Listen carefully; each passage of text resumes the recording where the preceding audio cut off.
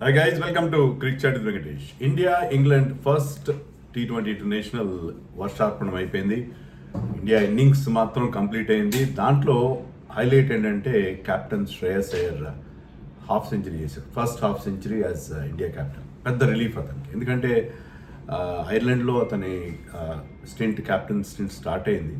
కానీ 2 మ్యాచ్ల్లో ఫెయిల్ అయ్యాడు. 2 మ్యాచ్లో టీం ఓడిపోయింది. ప్రెషర్లో ఉంది టీం. ఇక్కడ కూడా 2 వికెట్లు ఫస్ట్లోనే ఒక ఓవర్లో పడి 6 for 2 ఉన్న దగ్గర మళ్ళీ ఐర్లాండ్ హారర్స్ రిపీట్ అయ్యేట్టుగా అనిపించినాయి. కానీ ఈ had a wonderful partnership with Abhishek Sharma. Abhishek Sharma was the aggressor. Abhishek Sharma అద్భుతమైన ఇన్నింగ్స్ 20 balls 50 చేశాడు. 245 స్ట్రైక్ రేట్తో ఈ score 59. That was the highlight. And అది కొంత అతని మీద ప్రెషర్ తీసేసింది. తర్వాత శ్రేయస్ అయ్యర్ స్టార్టెడ్ ప్లేయింగ్ ఈ షాట్స్. 69 అంతా చేశాడు, 6 4s 1 6తో. సో అది చాలా రిలీఫ్ అతనికి. మ్యాచ్ రద్దయినా కూడా చాలా పెద్ద రిలీఫ్, ఎందుకంటే అతని మీద చాలా సోషల్ మీడియాలో వాటిలో అతని మీద నెగిటివ్ రియాక్షన్స్ వస్తున్నాయి. 2 reasons. ఐర్లాండ్లో ఓడిపోవడం గురించి ఒకటి, తర్వాత వైభవ్ సూర్యవంశిని ఆడించకపోవడం. దాని గురించి అడిగాడు కూడా అతన్ని. నీకు సోషల్ మీడియా రియాక్షన్స్ గురించి నేను పట్టించుకోను, సోషల్ మీడియా నేను పట్టించుకోను అని కూడా అతను చెప్పడం జరిగింది.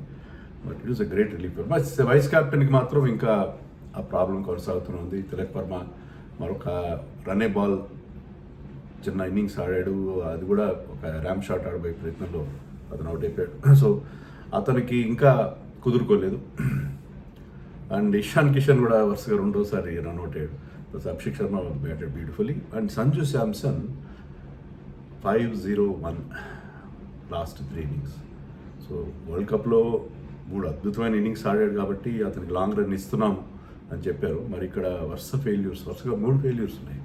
అండ్ బయట ఎంత రియాక్షన్ ఉందంటే వైభవ్ సూర్యవంశిని ఆడించట్లేదని చెప్పి గౌతమ్ గంభీర్ని అందరూ విలన్గా చూస్తున్నారు.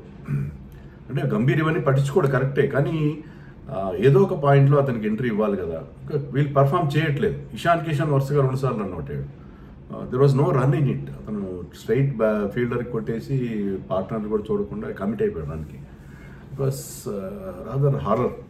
సో ఈ సిచ్యుయేషన్లో సంజూస్ ప్లేస్లో వైభవ్ని ఎందుకు ఆడించారు అనే క్వశ్చన్ మార్క్ కూడా రైజ్ అవుతుంది. So match only India innings మాత్రం 189 చేశారు మన వాళ్ళు. 189 డిఫెండ్ చేసుకున్నవారేమో, ఎందుకంటే 3 స్పిన్నర్స్ని పిక్ చేశారు. అక్షర్తో పాటు వరుణ్ చక్రవర్తి, రవి బిష్ణోయ్ కూడా పిక్ చేశారు. అంటే వాళ్ళ ఇంటెన్షన్ ఏంటి, వాళ్ళు ఈవెన్ ఇంగ్లాండ్ ప్లేడ్ అంటే విల్ జాక్స్ దగ్గర 3 స్పిన్నర్స్ 3 పేసర్స్తో వాళ్ళు వెళ్ళారు. వాళ్ళకి ఆల్రౌండర్స్ ఉన్నారు కాబట్టి విల్ జాక్స్, శామ్ కర్న్ లాంటి ఆల్రౌండర్స్ కాబట్టి they could have 6 bowling options, 3 spin 3 pace options. But అందరికంటే సాకిబ్ మహమ్మద్ వాజ్ ఎక్సలెంట్. అతనే సంజు శాంసన్ అవుట్ చేసి, సంజు శాంసన్ అదే కదా ముందు ఇనీషియల్గా అతని ఫీట్ మూవ్మెంట్ ఉండదు. కాస్త సెటిల్ అయిన తర్వాత ఈ moves his feet very well and ఈ ప్లేస్ సమ్ బ్యూటిఫుల్ షాట్. స్టార్టింగ్లో కొంచెం షేకీగా ఉంటాడు. స్టార్టింగ్లో కొంచెం టెంటేటివ్ అప్రోచ్ ఉంటుంది. But it was a wonderful catch at backward point by Tom Banton. చాలా మంచి క్యాచ్ పెట్టాడు. ఆ క్యాచ్తో అతను కొట్టాడు. బట్ ఓవరాల్గా సంజు శాంసన్కి చాలా ప్రెషర్లో ఉంటాడు. అతను ఖచ్చితంగా ప్రెషర్లో ఉంటాడు. అండ్ నెక్స్ట్ మ్యాచ్కి ఏం చేస్తారనేది చూడాలి. మరి ఎన్ని రోజులు మీరు వైభవ్ని ఎంట్రీని మీరు డిలే చేస్తారు అనేది సోషల్ మీడియాని బట్టి సెలక్షన్ జరగదు, నేను ఒప్పుకుంటాను. But is it not high time? ఎందుకంటే అతను తీసుకెళ్ళకపోతే ఓకే, అతను తీసుకెళ్ళిన తర్వాత don't frustrate that young kid. అతన్ని ఆడించండి, ఎవరో ఒక ప్లేస్లో ఆడించండి, రొటేషన్ చేయండి. ఒక మ్యాచ్లో సంజుని ఆడించండి, సంజుని డ్రాప్ చేయాల్సిన అవసరం లేదు, గివ్ హిమ్ రెస్ట్. ఒక మ్యాచ్లో ఇతను ఆడించండి, నెక్స్ట్ మ్యాచ్లో అభిషేక్, బికాజ్ ఈ scoring runs. Abhishek is looking beautiful. ఈరోజు ఎంతో మంచి షాట్స్ కొట్టాడు, చాలా అద్భుతమైన షాట్స్ కొట్టాడు. అండ్ అంటే ఇంగ్లీష్ కండిషన్స్ ఎక్కడైనా ఆడతాను. చాలామంది ఆ ఫ్లాట్ ట్రాక్స్లో ఆడితే అభిషేక్ అనే మాట్లాడాలందరినీ నోళ్ళు గుంచలేడు. Saqib Mahmood bowled well. అంటే వాళ్ళు they were missing of course Jofra Archer and Josh Tongue ఆడించలేదు వాళ్ళు. మొన్న టెస్ట్ మ్యాచ్ ఆడారు కాబట్టి వాళ్ళకి రెస్ట్ ఇచ్చారు. They were in the squad. తర్వాత మ్యాచ్లో they will have a better quality attack, no doubt about it. Luke Wood, Sam Curran and Saqib కాకుండా సాకిబ్ కంటిన్యూ అవుతుంది. సాకిబ్ చాలా మంచి బౌలింగ్, 3 వికెట్లు తీశాడు.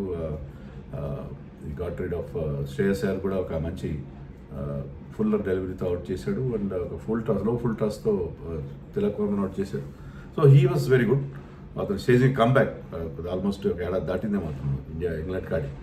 సో ఇంగ్లాండ్ బౌలర్స్లో అంత పస లేదు, అంత పదులు లేదు ఒప్పుకుంటాను. శివం దుబే బ్యాటెడ్ బ్యూటిఫుల్లీ.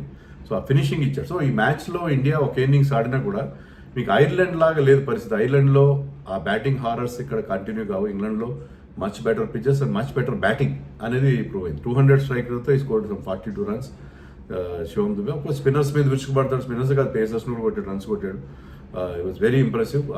ఫినిష్ ఇచ్చాడు.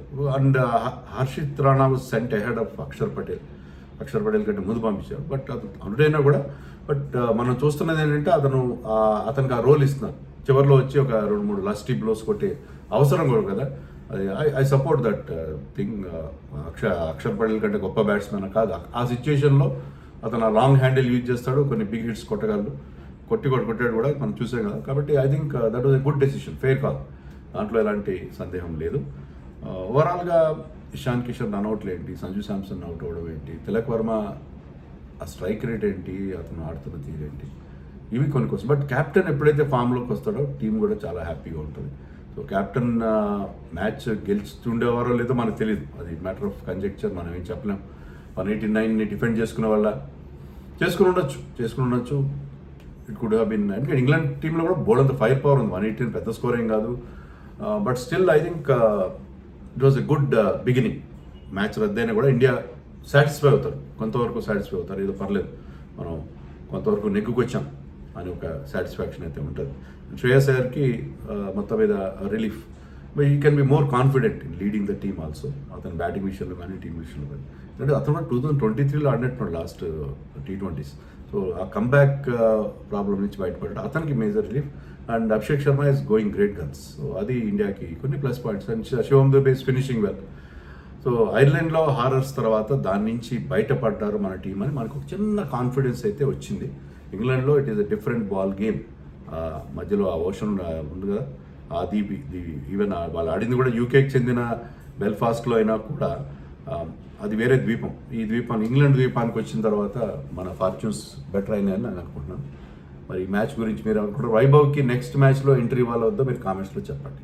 నేనైతే ఇవ్వాలనే అడుగుతున్నాను. మీరు రొటేషన్ చేయండి. ఒక మ్యాచ్లో సంజుని ఆడించండి, ఒక మ్యాచ్లో అభిషేక్ని ఆడించండి, ఒక మ్యాచ్లో ఇషాన్ని ఆడించండి. సో వాళ్ళ ముగ్గురిలో రొటేషన్ చేసుకుంటూ మీరు వైభవ్కి ఎంట్రీ ఇవ్వండి. ఎంట్రీ ఇచ్చిన తర్వాత అది కంటిన్యూస్గా 4 మ్యాచ్లు ఆడించండి. ఇది నా టేక్. దాని గురించి మీరు అనుకున్నారు, కామెంట్స్లో చెప్పండి.